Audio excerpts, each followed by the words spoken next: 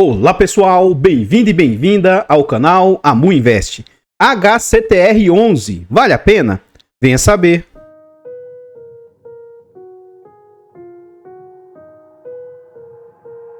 Então pessoal, este é um fundo imobiliário de papel, ele é um fundo imobiliário de recebíveis. Na data em que eu gravo o vídeo, esse fundo está sendo negociado a R$ 21,20. Lembrando que esse fundo, além de ser de base 100, o patrimônio do fundo era na casa de R$ 120. Daqui a pouco nós vamos ver quanto está atualmente o patrimônio do fundo. Então, um fundo de 100, 120 reais atualmente está sendo negociado a R$ 21. No quesito de dividend yield, esse fundo entregou 21%. Mas é claro que ele entregou 21% para quem tem as cotas nesse patamar de 20%.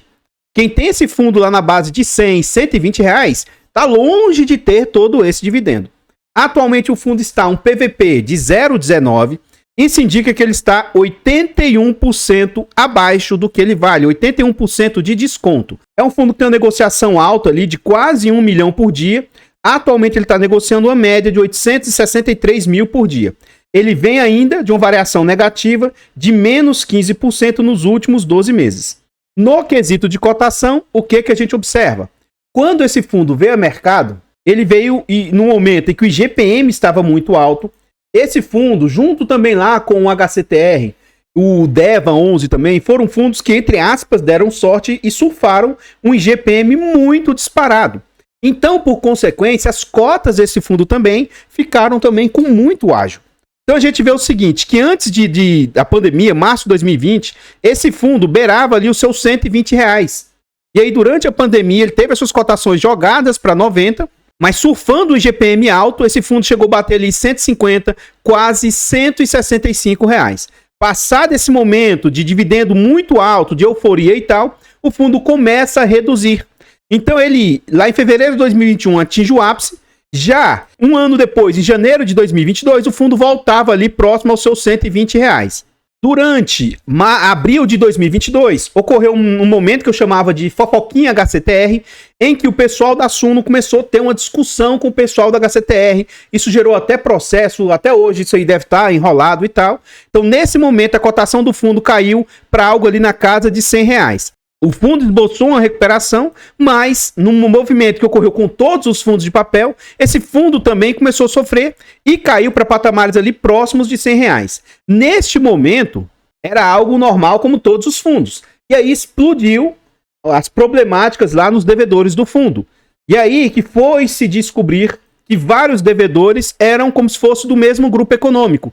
Apesar de ter nome A, B, C, D, eram todos do mesmo conglomerado.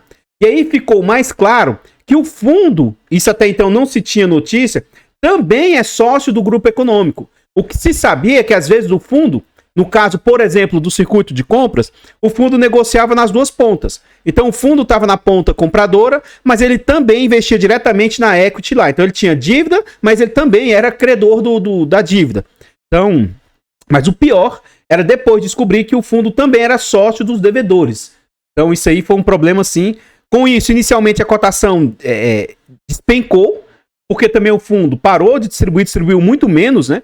Então ele sai de um patamar de 100 para algo na casa de 50 reais. Em meados de 2023, o fundo esboça uma pequena recuperação, ultrapassando os 60 reais, mas ele volta para patamares ali na casa de 30, ficou um pouquinho acima, mas meio que lateralizado, findando ali o final de dezembro de 2024, próximo de 30 reais. Durante o mês de dezembro ali, final de dezembro e início de janeiro de 2025, a cotação do fundo chegou a 16 reais. E aí, atualmente o fundo está nesse patamar de mais ou menos 20 e poucos reais. Continuando aqui, a gente vê algumas informações a respeito do fundo, tais quais o nome do fundo, o seu CNPJ. Esse é um fundo para investidor em geral, ele é de títulos e valores imobiliários, ele é um fundo de papel, ele é por prazo indeterminado e ele é de gestão ativa. Sobre taxas, nós vamos deixar para ver lá dentro do relatório gerencial e não há que se falar de vacância para um fundo de papel. Atualmente o fundo tem ali 145 mil cotistas, tem mais de 22 milhões de cotas emitidas. Atualmente o patrimônio do fundo está em 110, mas eu acho que se for ver direitinho e for ver o quanto os ativos internos do fundo valem, o patrimônio não valeria tudo isso aqui. Talvez o patrimônio hoje do fundo seria na casa de 60, 50, 70 reais, mas 110, né? Mas enfim, o valor patrimonial do fundo também está ali na casa de 2 bilhões e 400 milhões. O último dividendo entregue pelo fundo foi ali de 32 centavos. Continuando aqui no site, a gente vê agora sobre o dividend yield médio do fundo. Então, naqueles momentos de GPM alto, esse fundo chegou a entregar dividendos aqui, ó, de 1,59, 1,64, 1,73. E por que isso aqui é um dividendo alto? É um dividendo alto porque a cotação estava naquela casa lá de até 150, 160 reais. Então ele entregou um dividendo bem extraordinário. Quando a sua cotação meio que assentou-se, ele ainda fazia entregas altas, ó, de 1,30, 1,40, 1,30. E atualmente, né, veio caindo o dividend yield médio do fundo para algo na casa de 1%. E recentemente a gente vê que ele deu essa estilingada. Por que isso ocorreu? O dividendo, vocês vão ver daqui a pouco que ele até caiu um pouco, mas a cotação caiu tanto que o dividend yield foi lá nas alturas. E esse dividendo aqui bem alto também, esse dividend yield, é porque no mês anterior ele ficou um mês sem pagar em razão da orientação dos administradores. Aí a gestão ficou um mês sem pagar, no outro mês ele pagou como se fosse 2 distribuições. Então, nominalmente dizendo, a gente vê o seguinte, o fundo chegou a entregar 2,50, 1,50, 1,60, né? Mas quando ocorreu a problemática, ele estava entregando ali na casa de 1,10. E aí quando ocorre o problema lá com o grupo, GPK e etc, né? A distribuição começa a cair para 70, 50, chegou a cair para 17 centavos e ele estava mais ou menos nessa faixa de 30 e poucos centavos. Então ele estava ali, ó, 39, 39, 37, ficou um mês sem pagar, aí no outro mês pagou como se fosse 2 distribuições de 69. E a última agora caiu mais um pouco para 32. Então, caiu um pouco a distribuição, só que, como a cotação caiu muito mais, o dividend yield, né, disparou. Nominalmente dizendo, a gente vê aqui as últimas distribuições do fundo. No dia 7 de fevereiro, o fundo pagou no dia 14 de fevereiro essa quantia de 32 centavos. Esse vídeo, ele é gravado com 2 semanas de antecedência.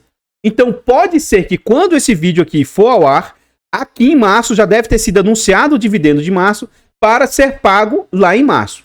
Será que o fundo vai continuar pagando ali 37, 39, 32 centavos? Ou isso pode cair? Para mim, o seu relatório, né, eu já não tenho mais tanta confiança. A sua DRE também não tenho tanta confiança. Mas, pelo que eu vi da DRE, mas eu sou um completo tapado, né? Não tem como a gente saber certinho. Pode ser que ocorra até queda nas distribuições desse fundo para algo na casa de 30, 29 centavos. Eu vou colocar a minha opinião lá por que eu cheguei a essa conclusão, mas de novo, né?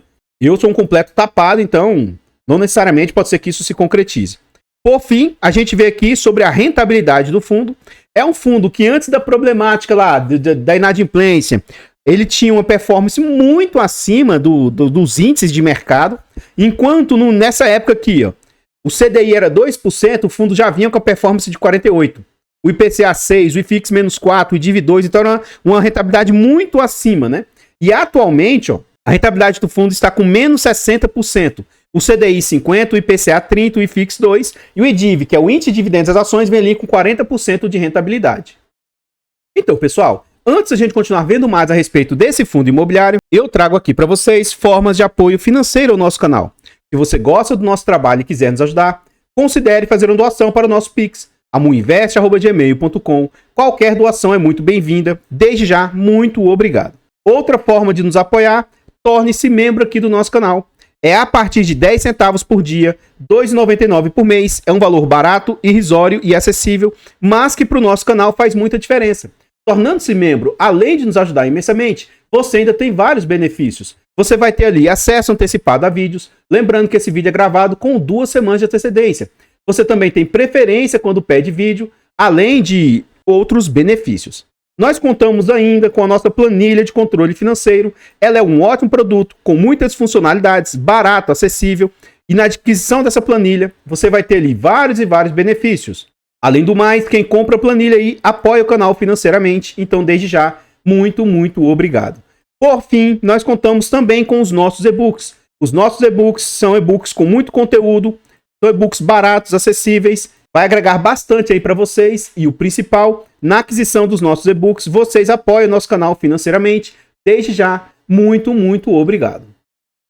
E se você estiver precisando de uma ajuda para consultoria, uma mentoria, uma estruturação de carteiras, manda mensagem no nosso e-mail ou no nosso Instagram, pode ser que a gente consiga te ajudar de alguma maneira. Lembrando que nós não fazemos indicação de ativos, apenas mostramos o nosso racional por trás das nossas escolhas. Aqui nós chegamos ao relatório gerencial, o relatório mais recente é entregue pelo fundo. E aqui a gente vê algumas informações a respeito do fundo. As suas taxas cobradas aí de administração, gestão. Ele tem taxa de performance de 10% se bater o CDI. Isso aqui eu vou estar sempre batendo nisso aqui, ó. 100% do CDI como performance. Para mim, é injusto com o cotista. Eu vejo isso aqui não sendo uma forma bacana aí de cobrar o cotista. Ele traz algumas informações que a gente já viu. Aqui a gente vê o quanto estava a cotação na data de fechamento do relatório, o número de cotistas do fundo na data de fechamento do relatório. E aqui a gente vê alguns destaques do fundo. O dividendo entregue de 32 centavos, frente à cotação de 20 e poucos reais, dá esse yield de 1,42. Mas seria interessante também eles trazerem um yield frente ao valor de mercado. Depois eu vou explicar por que eu acho que eles deveriam trazer isso. Continuando aqui, ele fala sobre a tese de investimento, que a tese high yield no mundo é uma tese muito bacana. Ele traz alguns índices globais aí que o high yield tem um destaque maior do que outros índices, né? E aqui eles falam sobre um panorama dos 32 centavos que eles distribuíram. E aí eles estão trazendo informação lá a respeito do circuito de compras, tá? Então, o que acontece, ó? Nesse mês, o circuito de compras, o CDC, aumentou o pagamento de juros que em 2024 era 60% e eles aumentaram para 75%. Um ponto até positivo aí, sinal de recuperação lá do circuito de compras.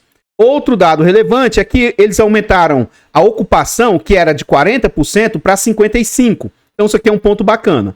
Eles tinham 2.000 lojas em janeiro, findou o ano com 3.000 lojas. Isso dá dando 55% de ocupação. Também é um ponto bacana. Aqui ele vem falar sobre questões, segundo ele, né? Eu ultimamente não tenho feito a cobertura de perto desse fundo, mas ele fala, ó, conforme já antecipado, no dia 17 de janeiro, foram realizadas as assembleias dos titulares do GVI, Acomprime, Gramado, nas quais foram aprovadas exceção de waiver. Então, isso aqui, ó, é uma situação que eles vêm dando alívio, alívio, alívio, alívio, e até aí tudo bem. Só que nem todos esses alívios aí foram vistos com bons olhos, porque às vezes não teve contrapartida e tal. Outro ponto é, isso que eu falo para vocês, né? Como o fundo também é sócio desse grupo econômico aqui, o Gramado Parques, GVI, se eu não me engano, sei lá, fica difícil deles executarem, né? E cobrar realmente aí com mais afinco os devedores. E eles estão dizendo que isso aqui foi dado em razão das fortes chuvas lá do Rio Grande do Sul. Continuando aqui, eles falam o seguinte... Eu vou ler essa parte e para quem acompanha o fundo aí desde o início, veja se você concorda com isso aqui que está escrito. Ó. Presta atenção nisso aqui.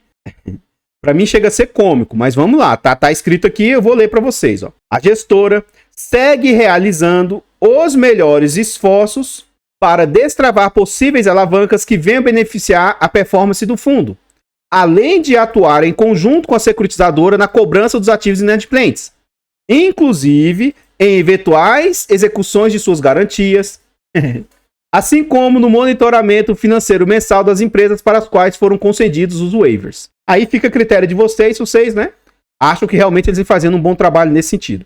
Ele vai falar do cenário macro, essa parte aqui eu vou pular para vocês, e a gente chega na DRE, demonstrativo de resultado de exercício. Aqui ele traz o resultado contábil, isso aqui para a gente é pouco relevante, porque ele não está recebendo. Note o seguinte, ó, o fundo teve um resultado aqui de 6 milhões e 200 mil. Mas, se tivesse todo mundo em dia, era para o fundo estar recebendo 36 milhões. 6 vezes mais. Enfim, por que eu acho que pode haver diminuição nas distribuições, tá? Aqui, ó, o fundo teve 6 milhões e 200 de resultado de CRIs, mais 400 mil de resultado de FIIs. Ele teve de dinheiro parado em caixa ali, ó, mais 149 mil. Despesas, 562 mil. E aqui, ó, é como se o resultado líquido fosse 6 milhões e 200. E ele distribuiu, ó, 28 centavos de resultado líquido. E ele distribuiu 32. Então é o seguinte, ó. Em dezembro ele teve de 52, entregou 69. Teve 46, não entregou nada. No mês que ele foi obrigado a não entregar, ó. Mas 29 estava entregando 37. 34 estava entregando 39. Aqui ele está dizendo que foi superavitário, né? 60 entregando 39. Então assim... Pode ser que esses excedentes aqui que o fundo gerou, pode ser que isso aqui ajude o fundo a continuar fazendo distribuição. Mas, em tese, hoje a capacidade operacional geracional do fundo é de 28 centavos e não dos 32. Lembrando que ele vinha entregando era 39, 37, né? Então vamos ver se nos próximos meses o fundo mantém esses 32, se ele aumenta, mas, na minha humilde opinião, pode até ser que ele venha entregar menos aí, porque a capacidade do fundo não está sendo tudo isso. Vamos ver hoje quanto que as despesas estão representando frente às receitas do fundo. 562 mil aqui, ó, vezes 100, dividido por 6 milhões e 600. Logo, as despesas do fundo estão na casa de 8,51%. Aqui à esquerda, ele fala um pouco sobre variações de resultado contábil, fluxo de caixa, variação no fluxo de caixa. Eu vou pular toda essa parte, se for do seu interesse, você lê essa parte aí com atenção. Então, pessoal, antes da gente continuar vendo mais a respeito desse fundo imobiliário, eu trago aqui agora para vocês formas de apoio gratuito ao nosso canal. Se você não quer ou não pode nos apoiar de forma financeira, considere nos apoiar de forma gratuita. Basta simplesmente aqui nesse vídeo você deixar o like, comentar, compartilhar, se inscrever no nosso canal e ativar o sino. Tudo isso é de graça e pra gente faz muita diferença. Nós estamos tentando chegar a 20 mil inscritos. Se inscreva aqui no canal e nos ajude a chegar a essa marca. Comenta aí pra nós. E aí, o que é que você achou desse fundo? Você tem, já teve, você conhecia esse fundo? Você sabia que esse fundo, pela própria Suno, que brigou com o pessoal lá da Hectare, a própria Suno, teve um momento que eles fizeram um vídeo mais descontraído, né? Teve uma Copa Suno de fundos, e esse fundo aí foi como se fosse o melhor fundo eleito lá pela Copa Suno, e depois eles tiveram briga entre eles lá, e depois já não era mais o melhor fundo. Então, você sabia que esse fundo teve o seu hype aí, momentos que todo mundo considerava ele sendo eleito, ótimo e tal. Eu mesmo tenho esse fundo no meu portfólio. Sempre que eu falo sobre algum fundo aqui, eu digo se eu sou cotista ou não do fundo, para que vocês, né, eu falo sobre o meu conflito aqui. E sempre eu alerto, não é porque eu tenho ou porque eu não tenho, que significa que o fundo seja bom ou ruim, ou que vocês devam ou não ter o ativo. Mas o que eu sempre digo? Olhe, estude, chegue às suas próprias conclusões. Não sejam aí meio que induzidos aí pelo que os outros falam a respeito. E o que eu tenho aí em relação a esse fundo aqui? O que eu vejo como problema? As informações que ele trazia não eram informações assim tão claras. Tanto que quem olhava para esse fundo antes achava que era um fundo altamente diversificado. Depois foi entender que é um fundo altamente concentrado. Não era claro que o fundo era sócio dos devedores. Não era claro que vários e vários devedores eram do mesmo grupo econômico, ou seja, como se fosse uma empresa só. Então, várias e várias informações só vieram ao mercado depois. E aí a questão que hoje eu fico um pouco assim, entre aspas, né, chateado com o trabalho da gestão é o seguinte: eu tenho fundos que estão passando por dificuldade. O VGIA passou por dificuldade, depois meio que voltou, o CPTR, o RPR11. Eu tenho vários fundos, o meu SEQR11, vários fundos do meu portfólio, entre aspas, estão passando por dificuldade. E todos eles eu continuo comprando. Eu não vejo como isso é um problema grave, é uma situação assim, muito problemática. Agora, a questão que eu tenho com essa gestora e com o fundo é que eu vejo que eles são covardes, eles não trazem informações claras, eu não confio nas informações trazidas, eu não acho que atualmente eles têm feito um bom trabalho. Para mim, são vários pontos negativos aí que deixam a desejar. Então, assim, para quem acompanha os vídeos do canal, eu tenho esse fundo na carteira do canal, ainda tenho também na minha carteira fechada. Em algum momento eu vou me desfazer. Esse fundo pode voltar a 100, 120, 200 e eu não pretendo mais ter. Não pelo fundo, é que eu não tenho mais confiança na gestora. Para mim, a gestora, perdeu credibilidade, perdeu. E assim, eles não são transparentes, eles se afugentaram. Porque se eles vêm ao mercado, tentar explicar um pouco as situações, tentar trazer um pouco de calma, explicar melhor os eventos. Mas não, eles se acovardam, somem, não trazem nenhuma informação. Então, para mim, é um fundo que eu ainda tenho, mas é como se eu não tivesse. Eu não compro mais, ele não faz parte da minha estratégia. E em algum momento, pode ser que eu me desfaça desse fundo. Se não, ele fica lá para o resto da vida, para meio que servir até de ensinamento para gente. Agora, o que eu trago também de pontos positivos? Apesar desse fundo estar muito negativo no meu portfólio, ele não afeta o meu portfólio. Porque mesmo quando eu tinha esse fundo, eu tinha ele no percentual que não era altamente exposto. Então, mesmo a problemática que a gente está enfrentando, para mim, não é algo tão grave assim para o meu portfólio. E, de novo, eu sempre faço esse alerta. Veja se para você o fundo serve. Às vezes, para você pode achar que é uma oportunidade. Às vezes, você pode enxergar que o fundo vai se recuperar e tal. Então, pode ser que para você seja algo bom. Para mim, não é mais. Agora, o fato de eu estar falando a respeito do fundo não significa que ele seja bom ou ruim. e nem que isso seja uma indicação de compra, venda ou manutenção do ativo. Aqui eu gostaria de reforçar o nosso objetivo de chegar aos 20 mil inscritos. Se inscreva no canal, nos ajude a chegar a essa marca. Todos os nossos canais estão presentes em outras plataformas. Vá nessas plataformas, siga, se inscreva, comente, compartilhe, que tudo isso ajuda demais. Eu abro caixa de pergunta frequentemente lá no Instagram. Deixe a sua dúvida lá que eu vou procurar atender com a máxima rapidez. Se você estiver precisando de uma ajuda para consultoria, uma mentoria, uma estruturação de carteiras, manda mensagem no nosso e-mail ou no nosso Instagram. Pode ser que a gente consiga te ajudar de alguma maneira. Lembrando que nós não fazemos indicação de ativos, apenas mostramos o nosso racional por trás das nossas escolhas. Aqui nós voltamos ao relatório gerencial. Lá no início do vídeo eu falei que o fundo deveria também falar o quanto ele está distribuindo frente ao valor de mercado. Por quê? Aqui eles mostram como se a rentabilidade do fundo fosse uma coisa fenomenal, sabe? Ó, só a cota tá dando 10% de rentabilidade. Ué, mas aqui é se fosse cota patrimonial. Enquanto o CDI do período é 62% e a cota patrimonial mais as distribuições dá 93%. Mas quem é que tem a cota patrimonial? Todo mundo hoje tem a cota mercado. E a cota mercado mais as distribuições, o que isso tá dando? É isso que ele tinha que falar, porque um fundo que 120, hoje tá 20, teoricamente ele perdeu 100 reais. O que é que ele distribuiu no meio do caminho aí? 10, 20, 30, 40, 50? Isso deveria ser trazido. Não tem problema ele também falar essas outras formações. Mas deixa mostrar aqui como se o fundo ainda assim tivesse... Não é assim, né? Não tá num mar de rosas aí. Aqui a gente vê o tipo de carteira que o fundo possui hoje. 85% são CRIs, 14% FIIs, não tem 1% em caixa. É bem menos que isso aqui. Mas ele coloca como se fosse 1%. A gente vê que a maior parte aqui é IPCA, mais 10, 91% do portfólio. E ele tem um pouquinho em cada outros tipos de indicadores aí. Ele tem 89%, segundo eles aí, está com a obra 100% concluída. E o restante das obras ali está no patamar bem inicial de obras aí. E vendido também, ele tem 72% do portfólio, segundo eles, vendido. Por que eu estou falando segundo eles? Eu não mais confio na gestão, né? Então, para mim, tanto faz as informações que eles trazem que eu não confio em nada que é dito. E aquela história. Você não precisa ficar com birra ou achar que, meu Deus e tal, basta você não investir mais, basta vender, ué, e a responsabilidade é sua também, né? Então, como eu não confio mais neles, eu não tô nem aí. Tipo, eles podem falar o que for, eu não vou ficar de birra, o problema é meu que eu investi. Então agora eu assumo a responsabilidade e aí, da agora pra frente, eu não confio mais, só isso. Os seus CRIs, 45% é multipropriedade, 25% setor hoteleiro, tem diversas outras classes aí.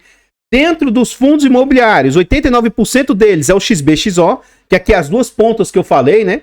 Aqueles investiram diretamente, eles são um credor do XBXO, porque eles investiram no fundo imobiliário, mas eles têm um CRI, uma dívida do XBXO. Então eles estão na parte credora e na parte devedora. Eu não vejo isso aqui como sendo algo muito, muito grave. Mas, imagina o seguinte, se eles são aqui e der problema no fundo, como eles são devedores e credores ao mesmo tempo, como é que eles vão executar, sabe? Ele aqui vai executar ele mesmo? Então isso é um ponto de conflito que às vezes as pessoas não gostam, né? Aqui eles colocam como se eles tivessem diversificação geográfica em todo o país. Eu acho que aqui não são os ativos do fundo, mas sim os devedores do fundo. Note, ó, contratos ativos entre 5 mil e 15 mil. Então, como eles vendem multipropriedade, eu acho que quem compra as multipropriedades estão em diversas regiões do país aí. Eu acho que é isso. Enfim, continuando aqui, a gente vê o portfólio. Essa parte, ultimamente, eu tenho pulado, que também não tem credibilidade no que está aqui. Nem tudo que está aqui está certinho, sobre carência e inadimplência, sabe? E aqui a gente vê o resto do portfólio do fundo. E, segundo a gestão, de novo, não confio em nenhuma informação que eles trazem. 17% está em dia, 77% está em carência e 6% inadimplente. Então, poxa, o fundo vem entregando ali um bom resultado só com 17%. Imagina se o fundo em algum momento se recuperar, né? Então ele tem tudo para entregar bons rendimentos aí, se e quando o fundo se recuperar. Os fundos que ele tem no seu portfólio, os FIIs, né? Alguns desses aqui não fazem pagamento de dividendos. Aqui ele mostra sobre o volume de negociação e tal, né, no mercado secundário, e chega nos ativos propriamente ditos. Qualquer coisa, você pausa aqui e dá uma olhada com atenção. Em todos os vídeos eu falo para você dar uma lida e ver o que isso aqui representa ou não. Aqui, para mim, não tem tanto valor. Por quê? As garantias que aqui estão, sabe, eu não vejo que eles vão executar, cobrar. Então, para mim, isso aqui não tem muito valor que está escrito aqui nos seguintes devedores, em termos de garantia e coisas nesse sentido. Então, pessoal, o que eu tinha para trazer a respeito desse fundo imobiliário, o HCTR11, são somente essas informações. E eu gostaria de agradecer imensamente todos vocês que nos apoiam, seja de forma gratuita, seja de forma financeira. Considere se inscrever no canal e nos ajudar a chegar aos 20 mil inscritos. Desde já, muito obrigado. Eu vou ficando por aqui e eu espero encontrá-los nos próximos vídeos. Fiquem todos com Deus. Tenham um bom dia, uma boa tarde, uma boa noite e... fui!